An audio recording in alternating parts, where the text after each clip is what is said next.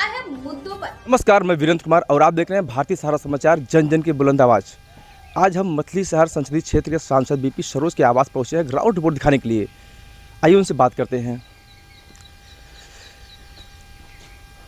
Sir, सबसे पहले भारतीय सहारा समाचार में आपका स्वागत है। आपके चैनल को मेरी तरफ से बहुत बहुत धन्यवाद। सर, जिस समय लोग सो रहे होते हैं अपने घरों में, उस समय 6:30-7 बजे बज रहे हैं, सुबह 7:30 लगभग हो रहे हैं। ऐसे में आप जनता दरबार लगा के जनता की समस्याओं सुनते हैं, ऐसा कैसे संभव पाता है? देखिए, मेरी दिनचर्या है, मैं डेली जो है 5:15 बजे उठ जाता हूँ, चाहे कहीं भी रहूँ।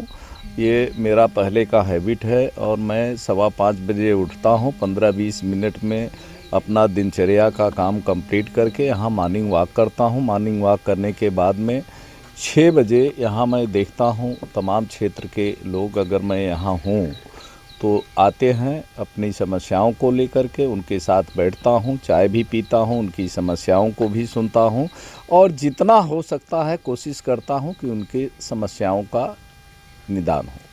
सर, एक संसदीय क्षेत्र बहुत बड़ा क्षेत्र होता है और ऐसे में जहां एक सांसद अपना क्षेत्र नहीं दे सकता, ऐसे में आप दो क्षेत्र देख रहे हैं। जैसे ये जौनपुर सदर के, आपका आवाज़ जो जौनपुर सदर में आता है, तो जौनपुर सदर की क्षेत्र जनता की समस्या और मछली शहर, ये दोनों क्षेत्र की जनता की समस्या आप लगातार देखते हैं और लोग पहुंचते भी हैं।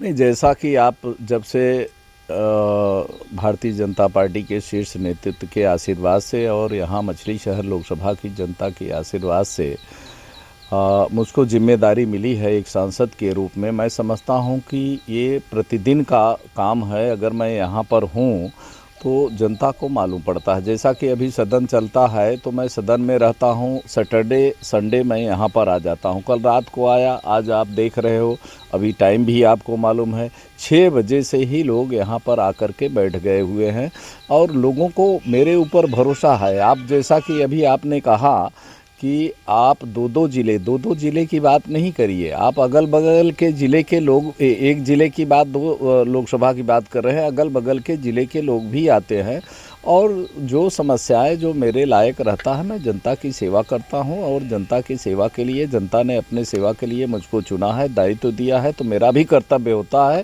कि मैं उनके विश्वास पर खरा उतरूँ। सर, अगर आगामी लोकसभा चुनाव को लेकर बात करें तो इस समय इंडिया बनाम एनडीए हो चुका है, तो ऐसे में एनडीए को कैसे इस बार मजबूती मिल पाएगी? ऐसा है, आप देख रहे हो कि हमारे देश के यशस्वी प्रधानमंत्री आदरणीय श्री नरेंद्र मोदी जी जो भी काम कर रहे हैं, देश के लिए काम कर रहे हैं। जब भी बात करते हैं पूरे देशवासियों को, 140 करोड़ जनता की बात करते हैं और मैं समझता हूँ कि जब से यह देश आज़ाद हुआ है, ऐसे जो है कर्मठ और जिस ढंग से देश को प्रगति की तरफ ले जा रहे हैं, ऐसा प्रधानमंत्री इस देश को कभी नहीं मिले। सर, अभी भी आपके अपने गृह आवास पर दिल्ली से आपका वापसी हुई है, दिल्ली से आप वापस हुए हैं। अभी एक फ़ोटो वायरल हुई है आपके आने से पहले कि आप देश के प्रधानमंत्री मोदी जी से आप बहुत अच्छी तरह से मुलाकात आपकी हुई है और आपका हाथ पकड़ कर उन्होंने बड़े ही मतलब एक अच्छे अंदाज में खड़े थे। क्या आप गुफ्तगू हुई, उन्होंने क्या आशीर्वाद आपको दिया जो है? देखिए, जब मैं माननीय ये सर, ये जनता जानना चाहती है। देखिए, जब माननीय देश के यशस्वी प्रधानमंत्री आदरणीय श्री नरेंद्र मोदी जी से मेरी मुलाकात हुई तो बड़ा जो है उस समय का क्षण अद्भुत था और उन्होंने हालचाल पूछा। मैंने उनको बताया कि माननीय जी, मैं मछली शहर लोकसभा से आता हूं और वाराणसी बाबतपुर एयरपोर्ट मेरे ही लोकसभा में आता है, वहीं से आपने मुझको आशीर्वाद दिया हुआ है। तो उन्होंने जो है कुछ नाविकों के विषय में चर्चा किया कि इतनी सारी व्यवस्था देने के बाद वहाँ के नाविक जो है हड़ताल क्यों करते हैं, उस पर हम लोगों की चर्चा हुई। फिर जो है मैंने कहा कि आपका आशीर्वाद जो है 140 करोड़ जनता देशवासियों के ऊपर बना हुआ है, हमारे ऊपर भी बना रहे। तो उन्होंने हाथ पकड़ करके बोला कि आप जो है अच्छी तरह जो है, मैं आपको जानता हूँ, आप मजबूती से जो है क्षेत्र में लगे रहिए और कोशिश करिए कि ज़्यादा से ज़्यादा सीटें आवें। सर, इस आगामी चुनाव के लिए, लोकसभा चुनाव के लिए कितनी मजबूती के साथ पार्टी जो है इस बार जो है लड़ेगी? देखिए, भारतीय जनता पार्टी हमारे शीर्ष नेतृत्व काम में हम लोग विश्वास करते हैं। काम बोल रहा है भारतीय जनता पार्टी का, और जनता काम के ऊपर, चाहे सड़क हो, बिजली हो, पानी हो, शिक्षा हो, स्वास्थ्य हो, हर पहलू पर हमारी सरकार ने बेहतर कार्य किया है। मैं समझ रहा हूं कि इन 9 सालों में जो कार्य हुए हैं, जब से देश आज़ाद हुआ है, इन 66 वर्षों में उतने कार्य नहीं हुए हैं जितना 9 वर्षों में हुआ है। सर वहीं अगर देश की हम बात करें तो देश का एक हिस्सा है मणिपुर।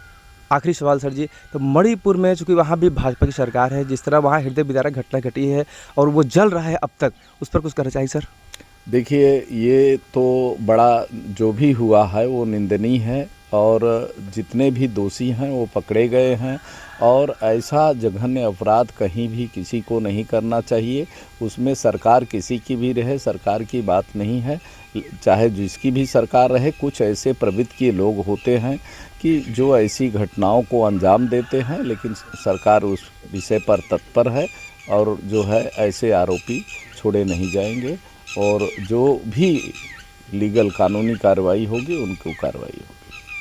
सर आखिरी में क्षेत्र की जनता को कुछ, आप चूँकि दिल्ली से लौट कर आए हैं, देश के प्रधानमंत्री से मिलकर आए हैं, देश की जो क्षेत्र की जनता है, कुछ उन्हें कहना चाहेंगे? देखिए, हमको तो, मैं मछली शहर लोकसभा जौनपुर के जनपद के सभी क्षेत्रवासियों से मैं तो हमेशा जो स्नेह प्यार यहाँ की जनता ने मुझको दिया है, मैं वैसे ही यहाँ जो भी हमारे दरवाजे पे आता है, चाहे वह पक्ष का हो विपक्ष का हो, मैं सभी का काम करता हूँ। मैंने कभी कोई भेदभाव नहीं किया।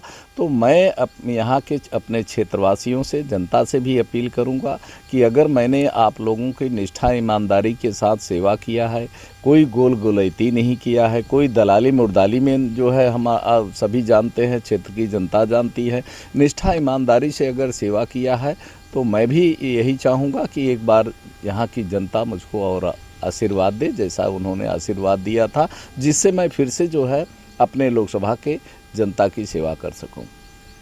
चलिए सर, भारतीय सहारा से बात करने के लिए आपका बहुत बहुत धन्यवाद। बहुत बहुत धन्यवाद। आपका चहेता चैनल भारत सरकार की डिजिटल मीडिया आचार संहिता 2021 के अंतर्गत FCDN का सदस्य है। हम अपनी खबरों में FCDN की कोड ऑफ इथिक्स का पालन करते हैं। FCDN का सदस्य होना ही खबरों की प्रामाणिकता है।